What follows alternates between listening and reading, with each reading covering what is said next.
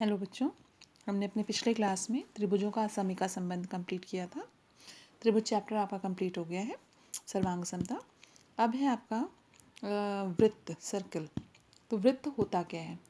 वृत्त आप लोग देखे हो, जैसे चूड़ी है या पहिया होता है, वो आपका क्या है? वृत्त कहलाता है। वृत्त होता क्या है कि कोई एक, हमने आपको उस दिन क्लास में भी बताया था कि हम खड़े थे, मेरे से बराबर दूरी पर सभी लोग खड़े हो गए तो वो वृत्त बन गया था।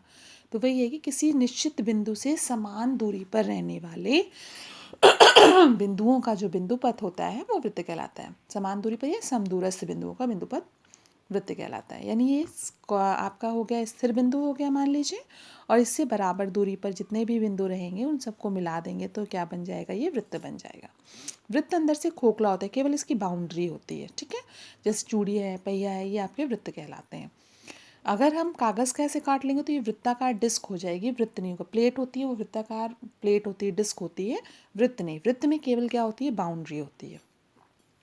अब जैसे ये हमने बनाया है, वृत्त बनाया है, इसका ये केंद्र है और ये इसकी क्या कहलाती है? परिधि कहलाती है। जो स्थिर बिंदु हो गया वो केंद्र हो गया, और बराबर दूरी पर जितने बिंदु हैं वो सब परिधि पर स्थित होते हैं। परिधि पर मान लो कोई पॉइंट पी है। अब केंद्र को अगर परिधि से मिला देते हैं तो ये डिस्टेंस जो होती है वो त्रिज्या कहलाती है। इसे हम लोग स्मॉल आर से रिप्रेजेंट करते हैं। इसी को अगर हम आगे की ओर केंद्र से होकर इसी को आगे पूरा बढ़ा दें, दूसरे पॉइंट तक ले लेते हैं, क्यू तक ले लेते हैं, तो ये जो पी क्यू है ये क्या कहलाता है? पूरा व्यास कहलाता है। तो व्यास जो होता है, व्यास बराबर होता है 2 गुणे त्रिज्या, या त्रिज्या बराबर जो होता है वो आर बराबर जो होता है व्यास बटे 2। इंग्लिश में व्यास को डायमीटर बोलते हैं, आर को रेडियस बोलते हैं। So R is equals to d/2 या d बराबर 2 इंटू आर। परिधि पर कोई अन्य 2 बिंदु ले लीजिए आप और उसको मिला दीजिए तो वो जीवा कहलाती है।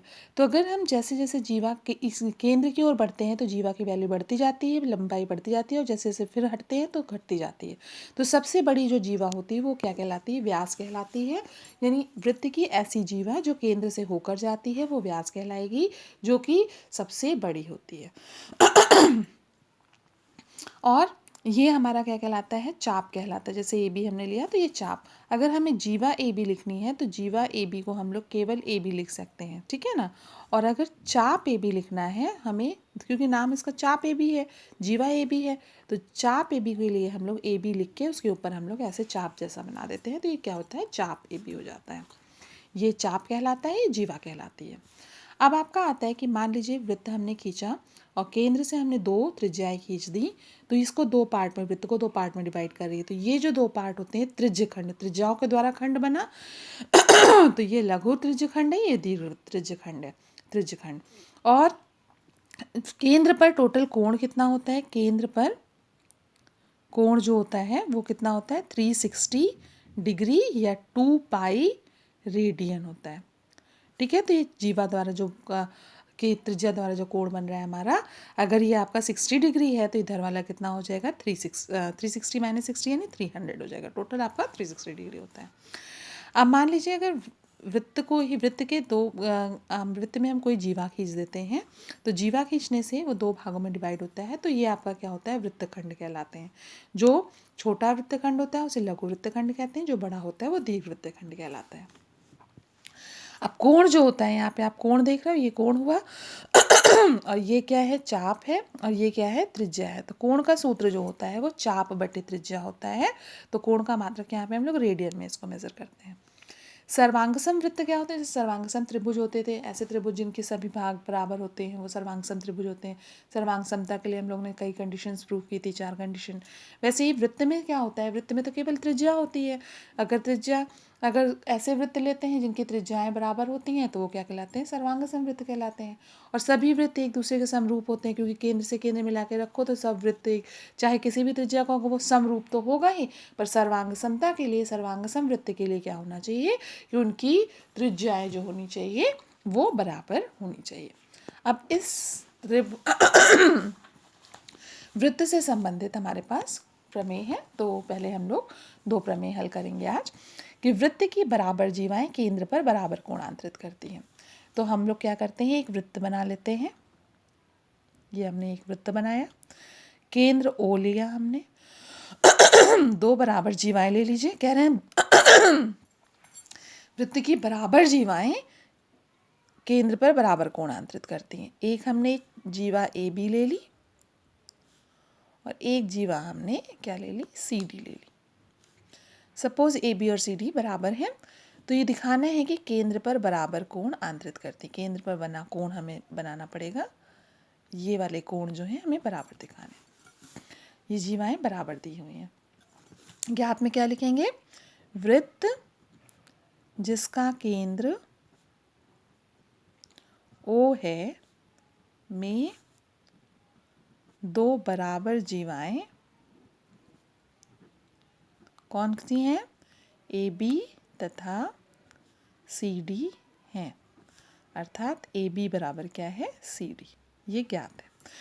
क्या सिद्ध करना है, बराबर कोणांतरित करती हैं, यानी ये वाला कोण ए ओ बी बराबर सी ओ डी दिखाना है हमें। कोण ए ओ बी बराबर कोण सी ओ डी। रचना कुछ करनी नहीं है, डायरेक्टली उत्पत्ति करेंगे हम लोग। दोनों त्रिभुज ले लेते हैं, त्रिभुज ए ओ बी तथा त्रिभुज सी ओ डी में। अब आप देखिए, ये वृत्त की त्रिज्या है, ये भी वृत्त की त्रिज्या है, ये भी वृत्त की त्रिज्या है, ये भी वृत्त की त्रिज्या है। तो इसका मतलब ये इसके बराबर, ये इसके बराबर हो गया, और ये दोनों बराबर दिया है तो एस कंडीशन हो गई, दोनों त्रिभुज सर्वांग सम हो गए, इसलिए ये बराबर ये लिख सकते हैं। तो हम लोग लिखेंगे ओ ए बराबर ओ सी। ये क्या है, वृत्त की त्रिज्याएं एक ही वृत्त की है। ओ बी बराबर ओ डी, जितनी भी त्रिज्या होती है सब बराबर होती हैं। ये भी वृत्त की त्रिज्याएं हैं, त्रिज्याएं हो गई। और ए बी बराबर सी डी, ये ए बी बराबर सी डी, ये क्या है, बराबर जीवाएं हैं, ये जो कि आपको दिया गया है क्वेश्चन में। इसलिए त्रिभुज ए ओ बी सर्वांग सम त्रिभुज सी ओ डी। अगर त्रिभुज सर्वांग सम है तो हम लिख सकते हैं कोण बराबर है, यानी कोण ए ओ बी कोण सी ओ डी। तो अब आपको याद रखना पड़ेगा कि अगर जीवा बराबर है तो कोण बराबर होगा, और अगर जीवा बराबर है तो चाप भी बराबर होता है। इसलिए चाप ए बी बराबर चाप सी डी। अगर कोण बराबर होते हैं तो चाप भी बराबर होते हैं। नेक्स्ट है आपका इसी का जस्ट अपोजिट, कि यदि बराबर जीवाओं द्वारा केंद्र पर आंतरिक कोण बराबर हो तो जीवाएं बराबर होती हैं। जस्ट अपोजिट एकदम।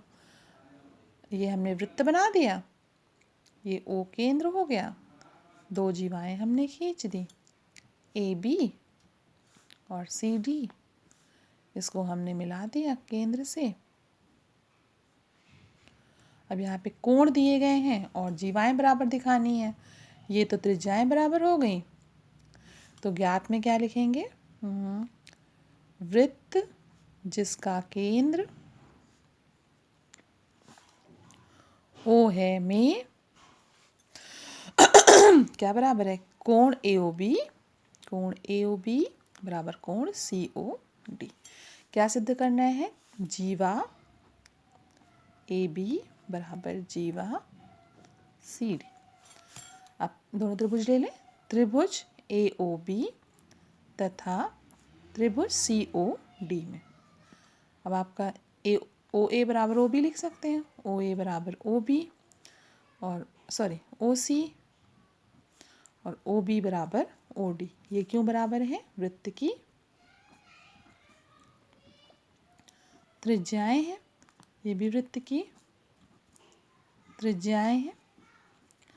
और कोण ए ओ बी बराबर कोण सी ओ डी, ये दिया है, ज्ञात है। इसलिए त्रिभुज ए ओ बी सर्वांग सम त्रिभुज सी ओ डी हो गया। इसलिए क्या लिख सकते हैं हम लोग, ए बी बराबर सी डी, अर्थात जीवा ए बी बराबर जीवा सी डी। यही आपको प्रूव करना था। तो इस तरह से हम देखते हैं कि अगर जीवाएं बराबर है तो कोण बराबर होंगे, कोण बराबर है तो जीवाएं बराबर होंगी। इसके अतिरिक्त तो कुछ पॉइंट है कि बराबर वृत्तों के दो चापों की लंबाई अगर वही है, जैसे चाप बराबर है, तो उनके संगत केंद्रीय कोण बराबर होंगे, भी हमने पीछे प्रूव किया था। जीवाएं भी बराबर होंगी। और यदि किसी वृत्त के दो चाप समान हैं तो संगत जीवाएं जो हैं बराबर होती हैं, तथा इसके विपरीत भी सत्य है। नहीं, अगर जीवाएं बराबर हैं तो क्या होगा, चाप भी बराबर होंगे। यानी अगर चाप बराबर हैं तो जीवा बराबर हैं तो कोण बराबर हैं, या कोण बराबर हैं चाप बराबर हैं तो जीवा बराबर है। तो तीनों ही आपस में क्या होंगे, बराबर होंगे। तो इसको आपको याद कर लेना है। अब बच्चों हम लोग एक्सरसाइज में देखेंगे, छोटे छोटे क्वेश्चंस हैं। जैसे रिक्त स्थान की पूर्ति, वृत्त का केंद्र वृत्त के अंदर होता है, बहिर्भाग में होता है कि अभ्यंतर होता है? अभ्यंतर यानी अंदर होता है, अभ्यंतर है। एक वृत्त, एक बिंदु जिसकी वृत्त के केंद्र से दूरी त्रिज्या से अधिक है। अगर त्रिज्या से अधिक है तो कहाँ होगा, बाहर होगा, अंदर तो होगा नहीं। और वृत्त की सबसे बड़ी जीवा वृत्त का क्या कहलाती है, अभी हमने बताया था, व्यास कहलाती है। एक चाप होता है जब इसके सिरे एक व्यास के सिरे हों। एक चाप अर्धवृत्त होता है। अच्छा, अर्धवृत्त हमने नहीं बताया। अगर वृत्त को हम लोग आधा पार्ट व्यास से, हम लोग क्या होता है, ये दो भाग में डिवाइड होते हैं तो ये अर्धवृत्त कहलाते हैं। तो एक चाप जो है वो अर्धवृत्त होता है जब इसके सिरे एक व्यास के सिरे हों। फिर वृत्तखंड एक चाप तथा वृत्तखंड क्या होता है, एक चाप और किसके बीच में, जीवा के बीच, है ना, जीवा के बीच का भाग होता है। एक वृत्त जिस तल पर स्थित होता है उसे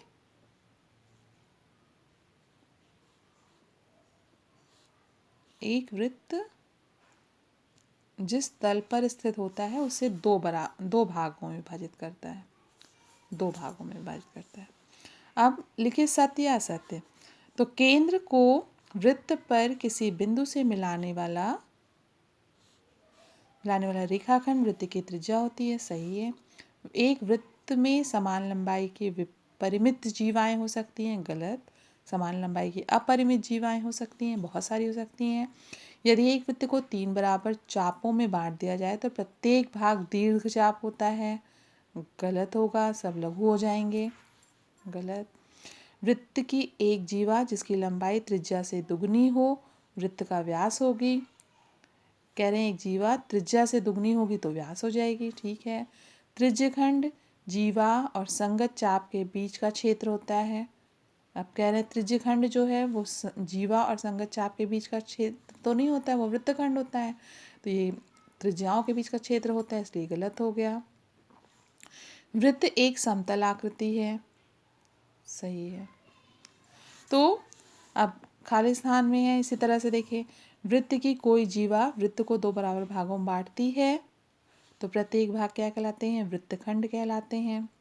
वृत्त के केंद्र को चाप के दोनों सिरों से मिलाने पर त्रिज्याओं एवं चाप के बीच बने क्षेत्र को क्या कहते हैं, त्रिज्यखंड कहते हैं। वृत्त का व्यास बराबर 2 इंटू त्रिज्या होता है। वृत्त के केंद्र से परिधि की दूरी प्रत्येक जगह बराबर होती है। वृत्त की जीवा की अधिकतम लंबाई वृत्त के व्यास के बराबर होती है। तो बच्चों ये वाली एक्सरसाइज आप लोग कर लीजिएगा। ओके बच्चों, thank you, have a nice day.